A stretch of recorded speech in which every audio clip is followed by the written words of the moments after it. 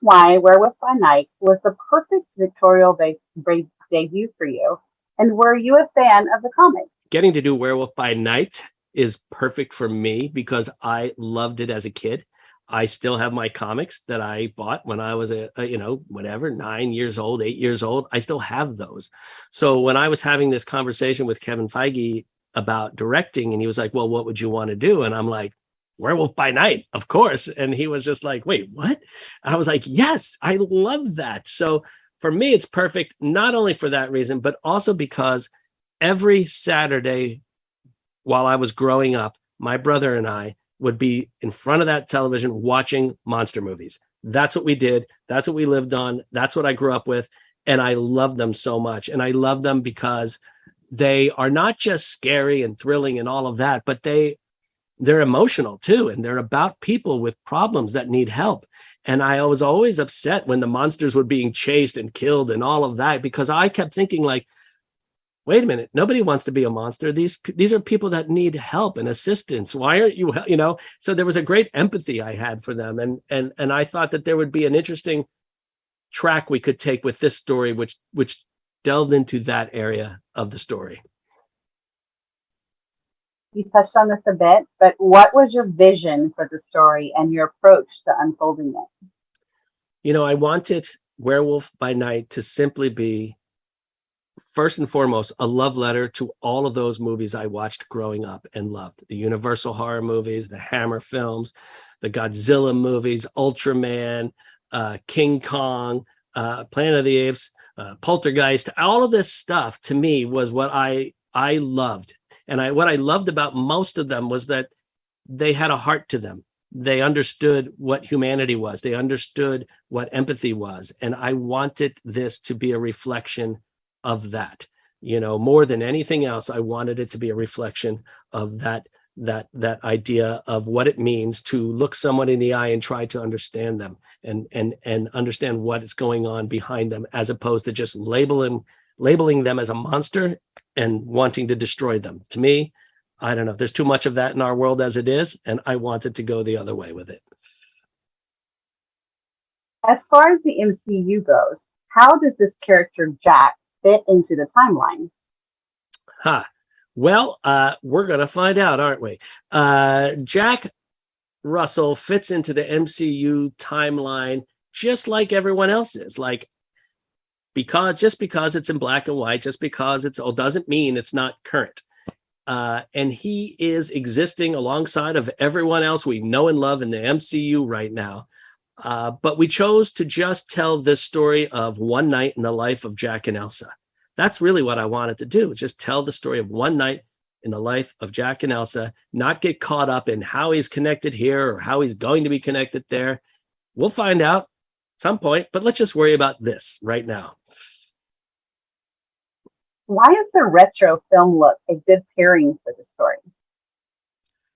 I think a film like Werewolf by Night being in black and white, feeling like it's hearkening back to those films of old days of the 30s that we all grew up on. I feel like it gave us license to push a little further into the horror realm that maybe we would have been able to had it been just full on color in your face. I think at every step of the way, whenever I wanted to do something that might have been like completely off from what they normally do in these films, like they backed me. They were like, go for it, do it. If that's what you want to do it. No one told me no.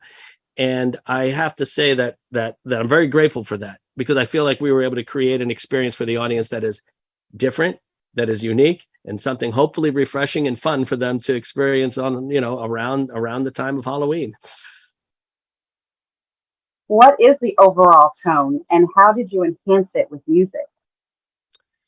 The overall tone of Werewolf by Night is one, at its center, it's got a huge heart.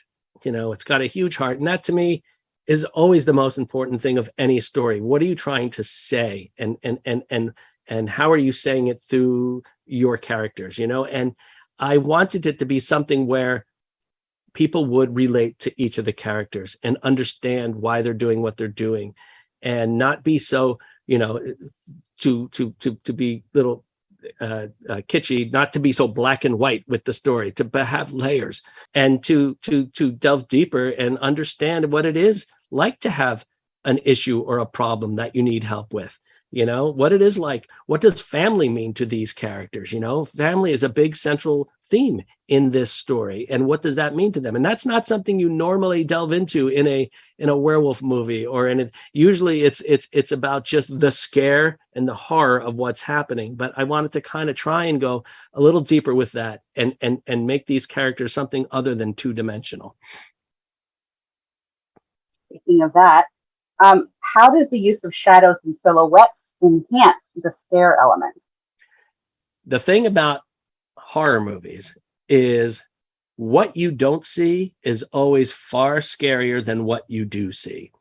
And when you're dealing with something like the shadow of something, that to me instills much more fear than if I were just to show you the thing that was creating that shadow, because your brain is doing all that extra work filling in what it is that you think you're seeing or what it could be. And every time you do that in a movie, I tell you that the scariest movies I have seen are the ones that don't show that much. And the classic example that we always go back to is Jaws, right? The less you saw of that shark, the more afraid you were. All you needed to hear was the music, or see a shadow underneath the water, or just sense that something was there, and you were suddenly terrified. So for me, less is more. Tell us about the cast and what they bring to their roles. Well, the cast of Werewolf by Night, I feel like I hit the jackpot. There was only one person in my mind who I wanted from day one to play Jack in this, and that was Gael García Bernal. And he and I had worked together on Coco prior to this, so I did get to know him a little bit. And it was, I remember when I first started thinking about this, I was like, that was it. That was the only person I wanted, because he has a huge heart. He's very empathetic, and what you see is what you get. Like, he is a really decent, good person. And I wanted this character to embody that, and I thought, if he says no to this, I have no idea who number 2 is going to be on this list. And thankfully he didn't say no. And it was the very similar thing with Laura Donnelly. Like, when you're looking for somebody to play Elsa, someone who can be strong, who can be vulnerable, who can also be smart, who can be, and also be an incredible action hero. Like, that's a tough, bill to fill. And I, as soon as I saw her in the Nevers, I was like, that's her. There she is. That's Elsa right there. That's Elsa Bloodstone. And they set us up with a meeting, and I loved her instantly. I loved her, and I loved working with her. She's brilliant. She can do it all, and she's hilarious, and just everything you want in an actor. So that was great. And then, of course, for the character of Verussa, Harriet Sansom Harris killed it.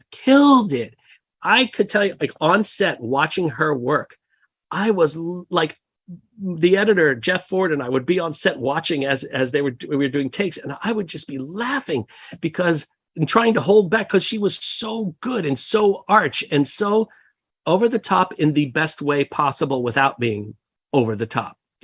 She brought something to the role that felt so classic horror movie to me. And I will forever feel lucky to have had her in this film. So, and then the rest of the cast just filled it out from there, and we got lucky on every single person. It was just like, and just good people too. Good people. What do you hope viewers will experience when they watch Werewolf by Night? What I hope people will experience when they watch Werewolf by Night is, well, let me tell you this. First day of shooting, I sat the entire cast in a big circle on the set. We made everyone else leave. Everyone left the building, and it was just me and the cast. We sat in a circle, and I said, okay, I'm going to go around. Let's introduce each other, because, no one knew each other. Whenever these things are coming together, most actors don't know each other already. I said, let's introduce ourselves. But after we introduce ourselves, you have to tell us a story of something that scared you as a kid. And everyone went around and told something, a movie that they saw that they still can feel how scared they were when they think of it. And everyone went around, told their version of that. And when it came back around to me, I said, okay, that's what we're here to do. We are here to create that scary moment for someone out there in the world today. We want to do that so that when they grow up, they're going to say, you know what scared me as a kid? Oh, the first time I sat down and watched Werewolf by Night. Like, I want to create that feeling of watching something that sticks with you forever, because I still have my list of things that I saw as a kid, and they still affect me to this day. And not in a sadistic way, but in a fun, remembering how fun it is to be scared sometimes. There's a fun in it that you can do. If you do it right, it can be very fun, but it'll stick with you. So if I had one wish for this, it would be to create that moment for the audience.